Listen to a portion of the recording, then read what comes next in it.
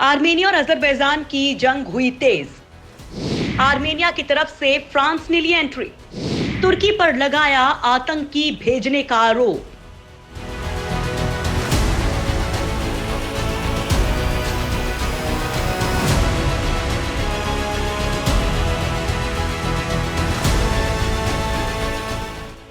दोस्तों, Armenia Azerbaijan की जंग से नाटो के दो सहयोगी देशों फ्रांस और तुर्की में विवाद गहरा गया है। फ्रांस में आर्मेनियाई मूल के बड़ी संख्या में लोग रहते हैं।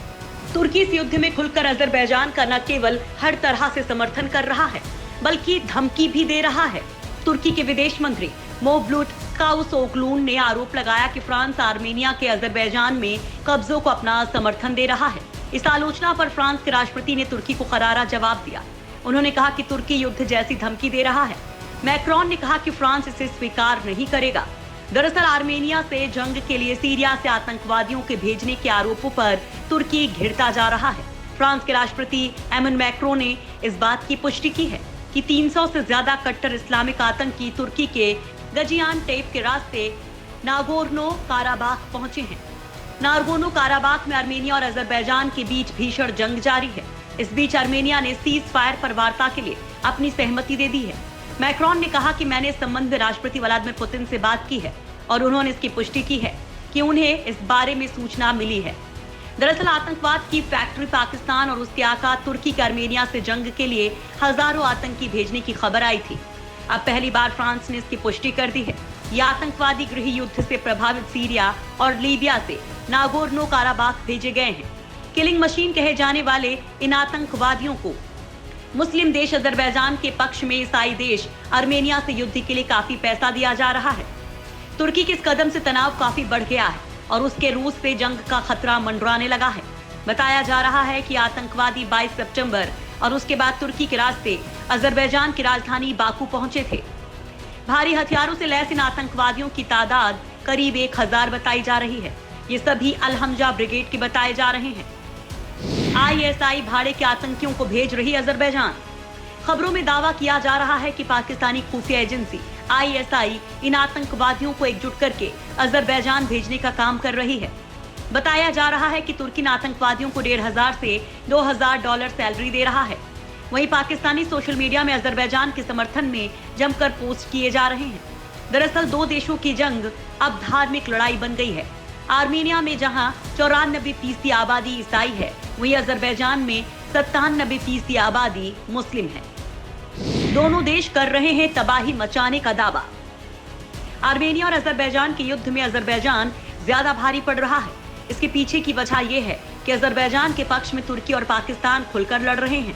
फ्रांस और रूस आर्मेनिया के पक्ष में तो हैं, लेकिन वो अभी युद्ध में सीधे नहीं घुसे हैं।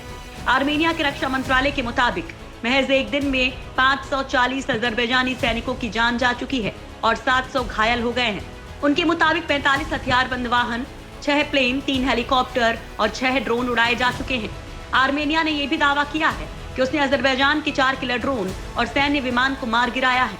वहीं अजरबैजान का दावा है कि उसने कई और जगहों पर कब्जा कर लिया है।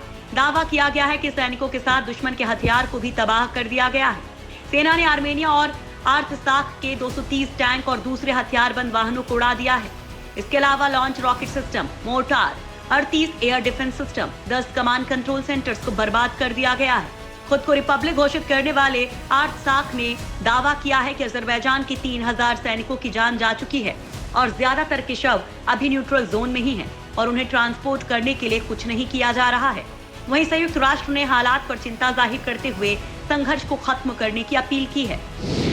जंग में मारे जा रहे हैं आम लोग। आर्मेनिया के काराबाख के एक छोटे से शहर माचिनी में अजरबैजान की तरफ से की गई भारी गोलीबारी में 4 लोगों की जान चली गई, 11 लोग घायल हो गए। बताया जा रहा है कि अजरबैजान में आर्मेनिया की ओर से भारी गोलीबारी की जा रही है।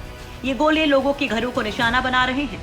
वहीं अजरबैजान ने आरोप लगाया कि आर्मेनिया की सेना ने ट्रेटर शहर में आम नागरिकों पर गोले बरसाए और एक ट्रेन स्टेशन को बड़े पैमाने पर नुकसान पहुंचाया है।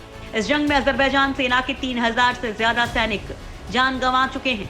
रिपोर्ट्स में दावा किया गया है कि गोलीबारी की चपेट में नागरिक भी आए हैं। यहाँ हालात इतने खराब हैं कि काराबाख के पास गांव को खाली करवाया जा रहा है। हालांकि नागोर्नो काराबाख की राजधानी स्टेपनकर्ड को खाली नहीं कराया गया है।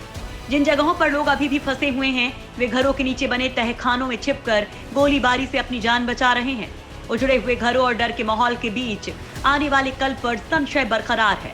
पूर्व सोवियत संघ के दोनों देशों के बीच नागोर्नो काराबाख क्षेत्र को लेकर लंबे समय से विवाद है। अजरबैजान इस क्षेत्र को अपना मानता है और अंतर्राष्ट्रीय स्तर पर भी इसे इसी देश का हिस्सा माना जाता है। हालांकि 1994 की लड़ाई के बाद ये क्षेत्र अजरबैजान के नियंत्रण में नहीं है। इस क्षेत्र में दोनों पक्षों के सैनिकों की भारी मौजूदगी है। करीब 4,400 किलोमीटर में फैले नागोर्नो काराबाख का ज्यादातर हिस्सा पहाड़ी है। जुलाई में भी दोनों पक्षों में झड़प हुई थी, जिसमें 16 लोगों की जान गई थी और अब एक बार फिर से इस इलाके को लेकर दोनों देश भिड़ रहे हैं।